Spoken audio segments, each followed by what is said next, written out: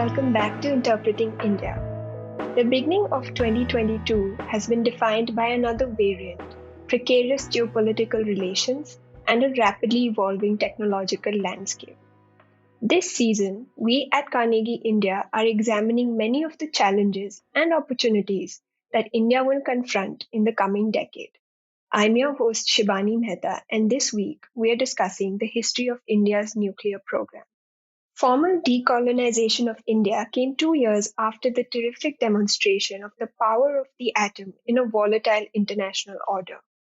The arrival of the nuclear age, with the departure of the British, presented Indian physicists a unique opportunity to take a capable decision on the nuclear question in a new country. In this episode of Interpreting India, we take a look at the relationship between science, state, and nationhood in India. What does the history of the beginnings of nuclear research and education tell us about India's political ambitions? How did collaborations take place between philanthropists and scientists in early and mid 20th century India? Does popular media and culture influence the relationship between the scholar and the public? Joining us today to discuss this topic is Jahnavi Phalkey. Jahnavi Phalkey is a historian of science and technology. She is the author of Atomic State, Big Science in 20th Century India, and is the founding director, Science Gallery, Bangalore. In 2020, she produced and directed the documentary film Cyclotron. Hi, Jahnavi. Thank you so much for joining us for this episode of Interpreting India. This is the first one that we're recording physically in our offices after a gap of about 2 years. So it's very exciting, and we're glad that you are here for this episode. So thank you for taking the time. Thank you. Thank you for asking me. I've been a fan of your work for many years now, and I've sort of closely followed it also because it ties in with my research interest in nuclear weapons. And also, I think your work has given us a lot of insight into the history of India's nuclear program, which is where I'd like to start our conversation. So if we look at biopics, and they've become tremendously popular in India in the last few years, especially with the penetration of OTT platforms. So while traditionally you had people, say sports persons or politicians or emperors being the focus of these stories, the penetration allows creators to look at different subjects now, from stockbrokers to scientists and others. And I've noticed that there's a slight shift in the narrative as well. So while it is about the accomplishments of individuals, a sort of narrative is also on the bureaucratic politics in the country, how institutions function, whether they support these individuals or not. Right? And this is something that you've studied very closely in your work. So I wanted to know your take on the representation of India's scientific history in popular media. Okay. So this is something you'll hear me say today. You'll hear me say this again, which is that in India, especially, but also across the globe, in fact, we have a very strong professional conversation around science and engineering. We do not have a cultural conversation. And what do I mean by that? I mean by that, in a family situation, for example, across the dining table, you will talk about grades, institutional rankings, admissions, entrance exams, and then eventually the degree and the pay package and a career path. Even when social scientists study it, we talk about upward social mobility, skills, training, etc. Rarely do we talk about the content outside of the institutional walls. And I think that is a problem. And we can, enter that conversation a little down the line. But that is why biopics of people who are engaged in research of any kind are most welcome. Now, if you look at even Hollywood, one is reminded of films like A Beautiful Mind, etc. It's not that there are that many films, right? Science fiction's another sort of, genre, and that has its cult following, and, a range of things happen.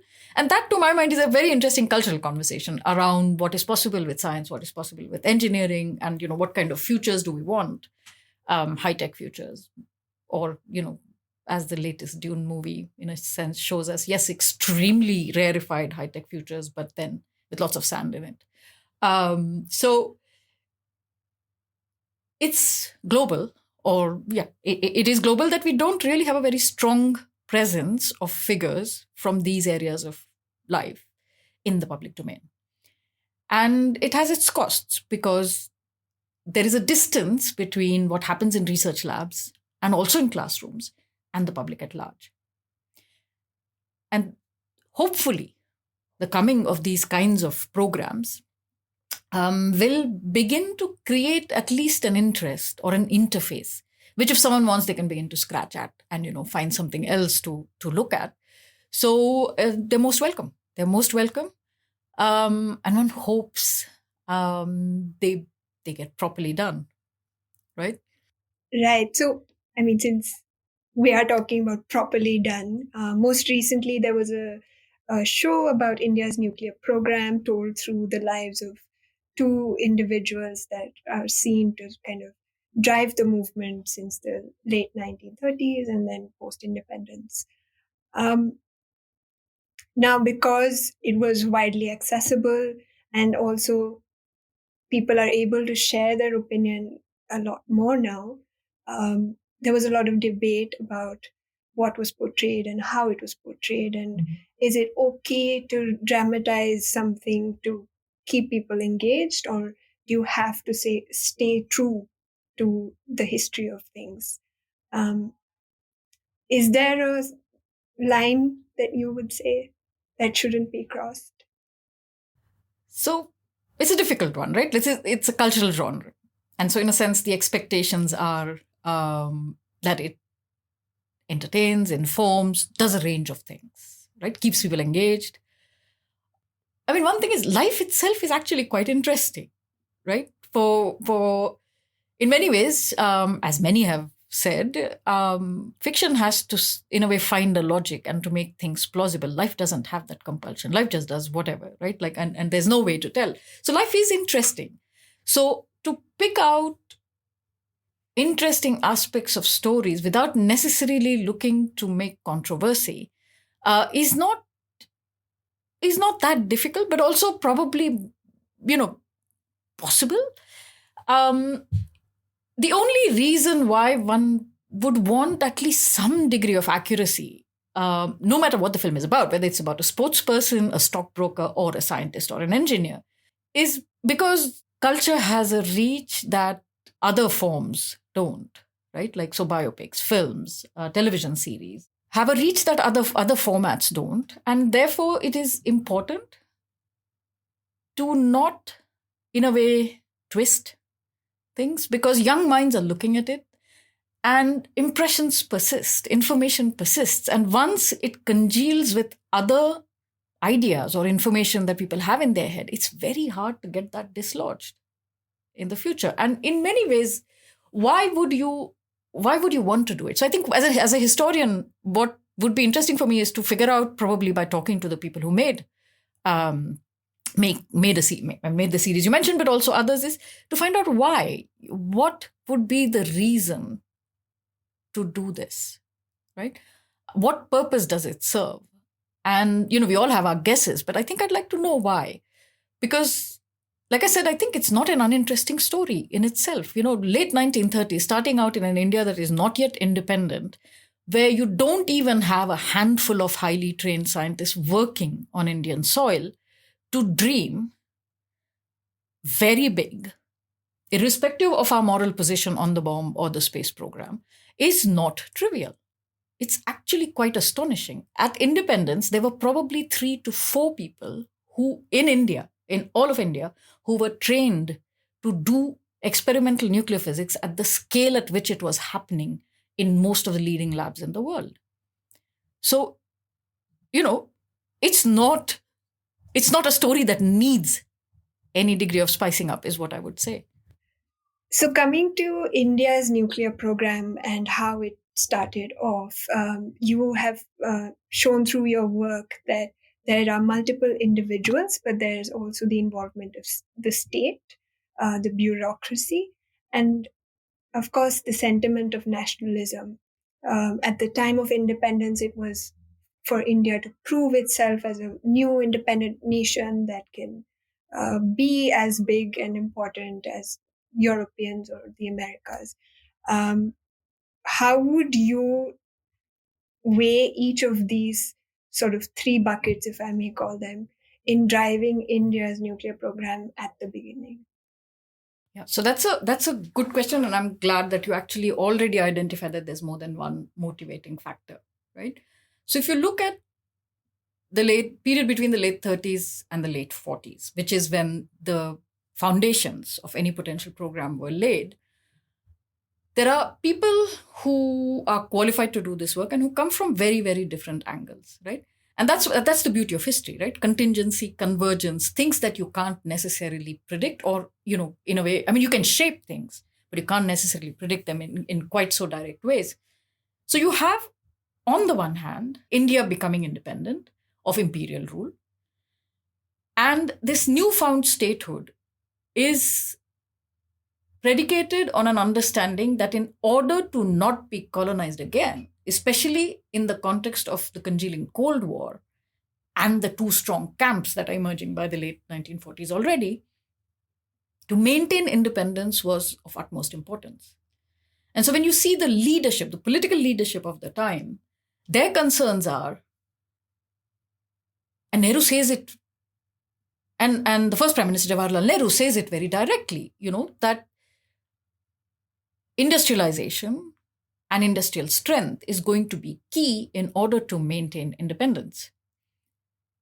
And in this context, when you see nuclear technology, especially after the use of the first atomic bombs in 1945, it holds the key not only to defense, but it holds the key to leapfrogging the Industrial Revolution that, in a way, missed India, or was at least seen to have missed India at that point of time. And so the political imperative is one of maintaining independence as the highest priority and industrializing as an equally important priority, because those two were seen to be inseparable, right? So you have state interests, and there's a range of people involved in thinking like this, right? Like, especially if you start reading the reports of the national planning committees, several reports, you see this feeling in a way come through, right? Like, and I remember also talking to, someone like my grandfather, whose generation really believed that nuclear energy will be in many ways endless and the key to industrialization at high speed and take India out of the, relatively dark ages into being a nation among nations, right? Like or an equal among equals. So there's that one bucket, right? Like with very clear motivations and a range of actors who have bought into it, industrial and political. Now, as I said earlier, there were barely 3 or 4 people who knew exactly what experimental nuclear physics was and how it could be done. Plus, if you look at the budget of the Manhattan Project, it was, if I remember correctly, 4 times the budget of British India, or 4 times the budget of peacetime Norway, and the equivalent of the budget of British India. Massive, essentially massive. Hundreds of laboratories, hundreds of people across countries, Chalk River in Canada, Los Alamos, and, a range of laboratories and factories in the United States, tube alloys and other programs in the United Kingdom, basically a multinational project. So when we talk about what did nuclear science look like in 1945, it was multinational, massive budgets, massive number of laboratories, all embedded into a system, right? There was no such thing on Indian soil at that point of time. And the kind of people required to run a program of this kind were also not in high number, right? So if you look at the Indians who tried to think about this program at that point of time, there were three labs who were very actively thinking of this, and also since the late 1930s. So not, after 1945 when the first bombs were used. And their motivations were different to each other. So if you look at Meghnad Saha, he sent a student of his, Basanti Dulal Nag Chaudhary, to Ernest Lawrence's laboratory in Berkeley. C.V. Raman from the Indian Institute of Science, Bangalore, sent his student, R.S. Krishnan, to the Cavendish. And then we'll come to Homi Jahangir Bhabha and others in a second. But when you look at these two laboratories, what were they trying to do? They were trying to establish cutting edge of frontier physics in their departments. They were not thinking of state programs. They were not thinking of, massively sort of high budgets. They were thinking of one discipline within a larger department of physics, except nuclear physics and nuclear engineering had escaped that, through the 10 years, not even 10 years actually, since 1940 to 1945. It was irreversibly changed. And into this context comes Homi Jahangir Bhabha, who understands what's happening. But also, I think what we miss often is that his was the only discipline among the three main actors that, we see. So he was a cosmic ray physicist, which in a way was the precursor to nuclear physics and particle physics, right? Because they are trying to understand essentially cosmic ray showers. And whereas Meghnad Saha was an astrophysicist and C.V. Raman, did light scattering. And so they knew that nuclear physics was the new frontier of the field and they wanted their departments to have it. Whereas Homi Jahangir Bhabha was in a discipline that itself was making a transition potentially to studying in the laboratory what they were otherwise studying in nature, right? So in many ways, cognitively, he was prepared to understand this massive transition. It doesn't mean that the others did not, but they had institutions and departments they were already running into which they tried to fit this new agenda. Whereas in many ways, Homi Jahangir Bhabha, being the younger of the three, or the youngest of the three, got the chance to say, this is where nuclear physics is. And he's doing this in the early 1940s, right? And this is now, I know how this can be scaled up. We're going to have an institution that's entirely dedicated to this work. And that's how Tata Institute of Fundamental Research is born, right? So if you see their motivations, they are very different. They start congealing with, and this is the beautiful moments in history which you rarely kind of, find. So 1945, the use of atomic bombs, 1947, India gets independent. And it is in these, and the Tata Institute of Fundamental Research is established in 1944. This is these are the 3 to 4 years that in many ways lay the not in many ways. These are the 3 to 4 years that lay the foundations for what the program would become. And I think often what we have seen in the last 20 years is an observation from people who study the nuclear program that we went for centralization, we went for concentration, and it was sort of in many ways hidden from the public eye. While all of these things are true, I think what we want to do is also set this in context. Everywhere in the world, the solution was similar. So if you look at, and this is why the argument for budgets is very, very important. In the late 1940s, experimental nuclear physics was no longer done in sort of, small labs anymore. The European answer was an international one. They established CERN in the 1950s because they couldn't afford to do research at that scale nationally. What was a new country like India supposed to do? Even in the US, which was probably the best endowed and, where research in experimental nuclear physics still continued in the universities, they formed university consortia. So Brookhaven and Argonne and other labs, when 9 to 10 universities came together to do that research because you couldn't any longer do it alone. And so when you look at that, and then you look at India, it's no surprise that the choice, and by politically, I don't mean politics, I mean in terms of policy, the choice of having one reasonably well-equipped facility over several was a natural one because there weren't that many resources at that point to nurture more than one facility. Now, of course, somewhere down the line, this could have changed, and it didn't. And I think that's a different question to resolve, and how priorities change, etc. But at this founding moment, you have essentially a bunch of scientists who are motivated because it's the newest sort of, the most exciting frontier, and the state which finds it in its interest, especially after 45, because of political reasons. And when these converge, a centralized facility emerges. And the centralized facility is one which is imagined as a large institution as opposed to a university department, right? And so this is important to remember, because this has had consequences for down the line, right? Like, I mean, the sort of, while the establishment, the nuclear establishment, so to speak, has differentiated, has many, many more arms now than it had, in the 1940s and 50s, the fundamental structure still remains the same, right? Like, at the heart of it, it is centralized. It is that one, institution driving the agenda. It has a certain number of satellite institutions that do the theoretical work, or, the research work, but it feeds into that sort of system. And I think it's also continued to a significant extent, but in very, very different ways for the space program. So, yes, I have a lot of sort of threads to pick up from your response. I will first start with what you said about centralized sort of centers for research in the 40s and post 1945. How much of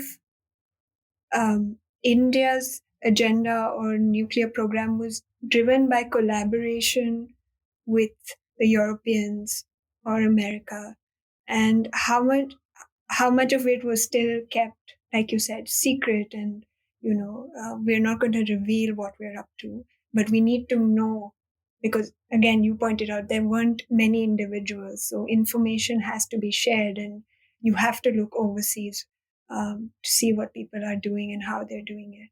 Yeah. So I think while the trajectory, there was, how should I put it? There was guardedness around the trajectories. What was happening was not a secret in some ways, right? Because anyone who knows anything about experimental nuclear physics knows that if you have a reactor, you have the ability to work towards a bomb, right? So it's a dual-use technology. That's why it's a dual-use technology, because if you know how to run a reactor, essentially you can work out the path toward making a bomb.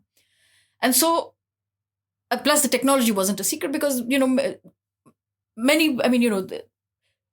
you understood the explosive power of the atomic nucleus, right? Like, and so in a sense, it wasn't secret in terms of the knowledge of it, but the trajectories, of course, were guarded, right? And that having said, while the United States had a very, relatively strict policy of not engaging in trade or exchange of nuclear knowledge, which it actually even imposed on Europeans up until, the 50s. The big shock was 1949 when the Soviets tested their nuclear device, and the Americans had not expected that. And so it was very clear that they would have to start having allies, not only for strategic reasons, but also otherwise. And I think there's a lovely quote from Isidore Rabi, who in fact was a moving force behind the establishment of CERN. And Rabi at that point of time was in the United States. And he said, we need people to talk to. Because how do we know that we are not going down a path which is actually, going nowhere? So that's how scientific research is conducted, that several laboratories work on similar problems. And so, you need people to talk to. So I think already with the Soviet tests, it was clear that there would have to be some sort of an international dialogue. And, Atoms for Peace is 1955, which is sort of fairly soon, which of course is again kind of injected with a major shock with Sputnik in 57. But coming back to India, which is what you asked me, both the scholarship and the exchanges in this field are international no matter where you go. Literally nobody did it alone, right? So it's, so in the case of India, the Indian scientists had trained in the US and in the UK. The French worked very closely with the Indians as well. And so, yes, so there was exchange of both knowledge, but also technologies. After 1955, much more so than before 1955. I mean, in fact, there were sort of ridiculous moments before 1955 when the Americans wouldn't even sell silk balloons for cosmic ray experiments to the Indians. But that that of course changes.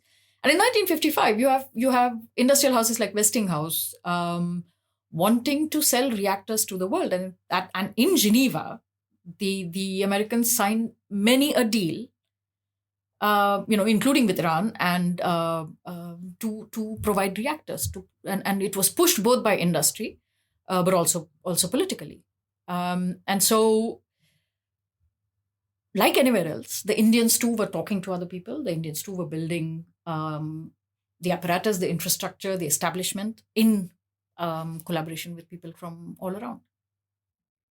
So my next question is, of course, about 1945, and where you've written about this, and again we were talking about it, where you said the association of nuclear research after 1945 cannot be delinked from nuclear weapons. And I think what happens is, when we talk about India's nuclear program or India's history of India's nuclear program, it's the bomb that comes to mind first. Whereas, like you were just talking about, the frontier was being explored almost a decade before 1945. So now, given the current geopolitical environment that we're in, is it possible to de-link the uses of nuclear energy? Should we be looking to, should the next milestone for the Indian nuclear program be to address climate change, to address energy needs, clean technology? And this I'm saying also in the context of India's policy of no first use when it comes to nuclear weapons. So is it possible to de-link the two? And will India be able to do it? Also, will the world kind of allow, will the structures and institutions allow for something like this? So it's a difficult question. Let me try to parse it out in two sections. The first being, what's historically been the case and where things stand, and the ought to, which kind of brings in a more normative element, which would be an opinion, an informed opinion, but nonetheless an opinion. I'll sort of take as the second. So I think energy in many ways has been less of a priority for many countries in the world, India included, unlike, say, France, where nuclear energy has been, a pretty contributes a significant portion of the energy needs of the state or of the country. And that's where things are. I mean, that's where things stand also for India. And I had a conversation with M.R. Srinivasan a few months ago, probably even late last year. So public conversation where he says so quite explicitly that, this hasn't been a priority area. Now, why is this the case? It is extremely resource intensive, right? It is very, very resource intensive. And very directly to your question about delinking, frankly, I don't see any ground, historical or otherwise, that will allow for that separation to be made. Simply because it's not possible, right? The capability, they aren't, I mean, there are two outcomes, but the capability is the same. And so I don't think delinking is something that one could do even when one wanted, right? Because you just are capable, period. And in terms of the ought to, right? Like what should be the milestones, etc. I mean, it's a very, very hard question to answer. I mean, this would be simply an opinion and a moral stand that one could take with reference to the nuclear, with reference to nuclear with reference to nuclear energy, nuclear power. Personally, I think it is very hard to make a strong case for nuclear energy up until we found a feasible and a good way to deal with nuclear waste, or what remains after the fuel's been spent. And I don't think we have a good answer. So in many ways, it's probably the most risky of alternative energy sources that we are exploring right now. And so I think up until then, I find it difficult to accept that as the most viable alternative to having energy sources. And this is separate from an opinion on the strategic use of weapons, irrespective of first use or not, right?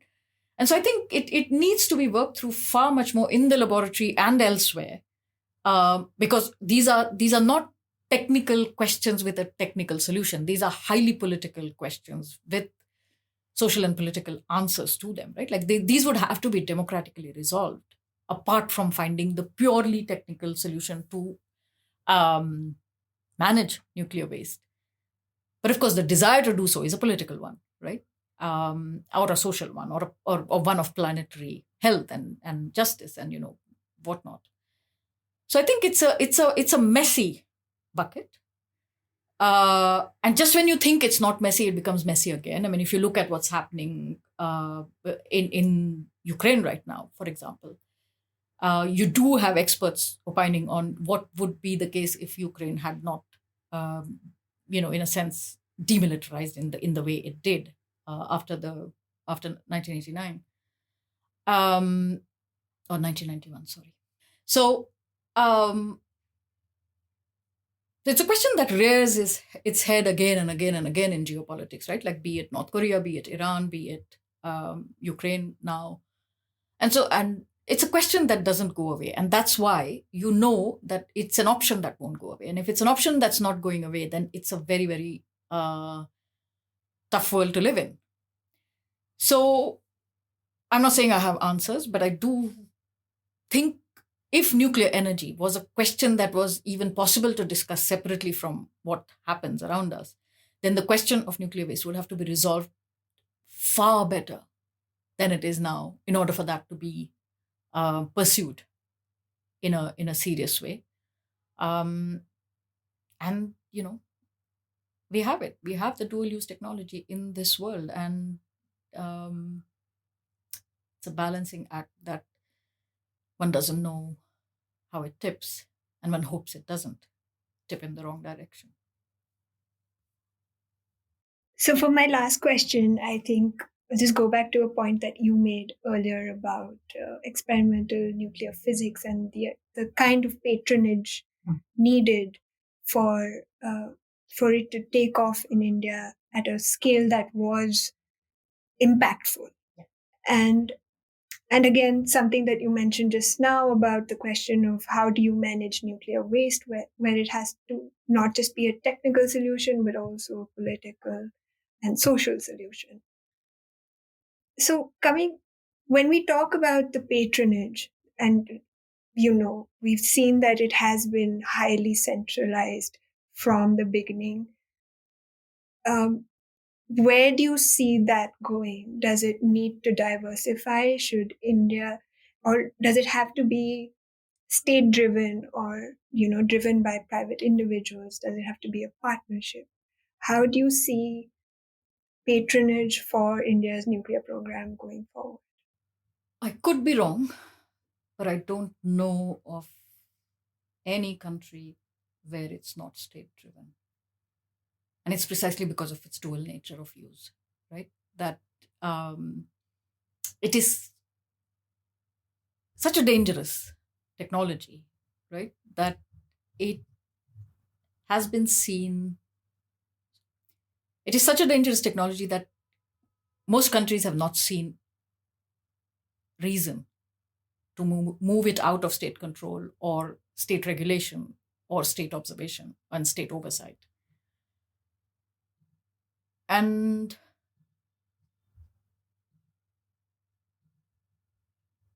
yeah, I mean, I would probably stay with that.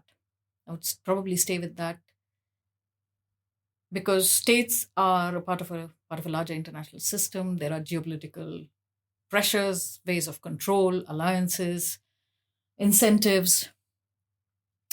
a range of tools to be able to negotiate and manage relationships between states. When it becomes a matter of negotiation with either individuals or corporations or other agencies, we don't really have a system of effective checks and controls. So I don't see room for changing that. Now, what happens after energy is produced, for example, and the energy is put on the grid? I mean, that has been discussed now for several years, and it remains problematic. It needs to be managed better, etc. But I mean, that debate is a known debate, and one can find good solutions there, etc. To manage distribution, to manage waste, to manage range of things. So I think that's a different discussion, and there I wouldn't have such a strong opinion. But I think for the back end, so to speak, of nuclear establishments, nuclear facilities, nuclear infrastructure, it would be difficult to imagine that doing well outside of state control. On that note, I'm sure this episode is as encouraging and inspiring as the TV series, and we have more people taking an interest in science and India's scientific history. I think I'll just close by quoting your friend and colleague Srinath Raghavan, who said, history doesn't teach any lessons, historians do. So thank you for the work that you do and keeping us all informed about India's nuclear history and the lessons that we can learn from it. Thank you. I mean, to Srinath's wonderful quote, I would only add one more sentence, which is to say that historians can offer insights from the past. And what we make of those insights, of course, is up to us as a polity, as a society, as humanity. Thank you. Thank you so much. Thank you. Thank you for having me.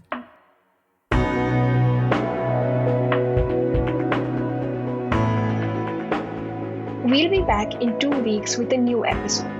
To make sure you don't miss it, be sure to subscribe to Apple Podcasts, Spotify, Stitcher, or wherever you get your podcasts.